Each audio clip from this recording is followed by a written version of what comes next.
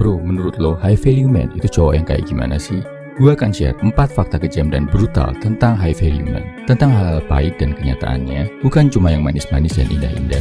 Biar lo lebih sadar sama kenyataan hidup bro. Warning, buat lo yang gak siap mental, jangan nonton video ini biar mental lo gak ngedrop. Fakta kejam pertama, kalau ada yang bilang high value man gak akan ditolak cewek, ini salah banget bro. Mau lo se-high value apapun, masalah mau nerima atau nolak, itu sepenuhnya ada di tangan cewek yang lo tembak. Kalau si cewek ternyata udah punya pasangan, wajar kan dia nolak lo. Dan kalau ternyata si cewek lebih suka sama cowok yang bisa diajak seneng-seneng, mengutamakan kenikmatan dunia, wajar kan kalau dia nolak seorang high value man.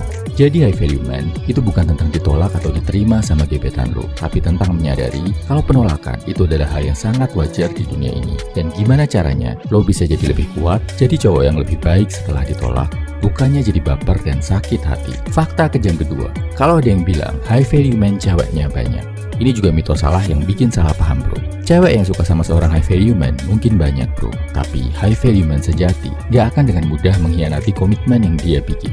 Selain itu, karena seorang high value man sadar kalau waktunya terbatas, prioritas hidupnya adalah untuk berjuang, bukan buat cinta-cintaan sama cewek. Makanya dia selektif banget. Dia nggak akan buang-buang waktu cuma buat chattingan, ngedate, pacaran sama cewek-cewek. Dia nggak akan maksain berkomitmen sama cewek sebelum dia benar-benar yakin. Dia nggak pengen buru-buru punya pasangan cuma karena temen-temennya udah pada bawa cewek ke tongkrongan. Mungkin di awal perjuangannya, dia malah dijauhi cewek karena dia nggak asik, nggak punya waktu buat nongkrong, healing, pacaran karena sibuk berjuang. Dan sekalinya dia nemu wanita yang tepat, high value man akan menjaga komitmen, kesetiaan, dan menjalankan tugasnya sebagai pelindung dan pemimpin sebaik mungkin. Fakta brutal ketiga, kalau lo merasa bisa menyebut diri lo high value karena udah ngelakuin A, B, C, D, dan seterusnya, ini salah besar bro. Faktanya, lo nggak bisa ngaku-ngaku kalau diri lo itu high value bro. Pengakuan kalau lo adalah seorang high value man datangnya dari orang lain. Tanda yang paling jelas, orang lain hormat sama lo, dan lo bisa dianggap sebagai cowok yang bisa diandalkan, yang bisa kasih manfaat ke banyak orang. Jadi sebenarnya, cara paling tepat buat jadi high value man adalah pastikan lo kerjakan pekerjaan lo saat ini sebaik-baiknya sampai jadi jago, dan lo bisa kasih manfaat ke orang sekitar dari pekerjaan lo. Kalau lo guru, jadilah guru yang jago memintarkan dan mendidik murid-muridnya. Kalau lo pengusaha, jadilah pengusaha yang bisa membuka lapangan kerja plus menyediakan produk yang bermanfaat buat masyarakat. Kalau lo kerja jadi driver online, jadilah driver yang bikin penumpang merasa aman dan nyaman sampai ke tujuannya. Ketika lo jago ngerjain sesuatu dan manfaatnya kerasa buat orang sekitar, masyarakat pasti menghormati lo dan melihat lo sebagai sosok yang bisa diandalkan.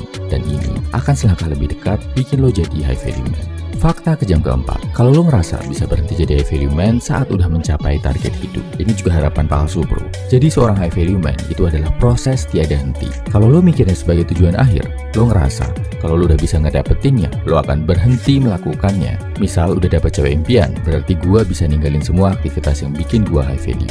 Udah punya banyak harta, ngapain susah-susah lagi ngejaga value gua? Udah terkenal dan punya status, gak perlu lagi jadi high value man. Ini salah bro. Setinggi apapun posisi lo di dunia ini, kalau lo berhenti ngelakuin hal-hal yang bisa bikin lo jadi high value man, berhenti olahraga, berhenti hidup sehat, berhenti berkarya, berhenti melakukan kebaikan, lo akan terjerumus lagi bro. Lo bisa jatuh lagi, jadi orang jahat, bisa makin jauh dari kata high value. Jadi seorang high value man, itu adalah sebuah perjuangan yang harus lo lakukan seumur hidup, baru akan berhenti ketika ajal menjemput. Kesimpulannya, ini 4 mitos salah tentang high value man, gua bongkar fakta kejamnya. Pertama, mitosnya high value man gak akan ditolak cewek. Faktanya, mau ditolak, diterima, itu ada di tangan si cewek. Yang nentuin lo high value atau enggak adalah cara lo menyikapi penolakan itu bro. Kedua, mitosnya high value man itu playboy, ceweknya banyak. Faktanya, yang suka memang banyak, tapi high value man itu hormat, setia banget sama komitmen. Ketiga, mitosnya kita bisa ngaku-ngaku high value man. Faktanya, pengakuan high value man itu didapat dari orang lain, bukan dari klaim diri sendiri. Dilihat dari respek orang lain ke kita dan gimana kita bisa berbagi manfaat ke orang lain. Keempat, mitosnya, lo bisa berhenti jadi high value man kalau udah mencapai target tertentu. Faktanya, no way bro. Jadi high value man adalah sebuah perjuangan yang harus lo lakukan seumur hidup. Selamat berjuang bro. Walaupun jalannya berat dan panjang, gue yakin lo bisa jadi seorang high value man. Semangat bro.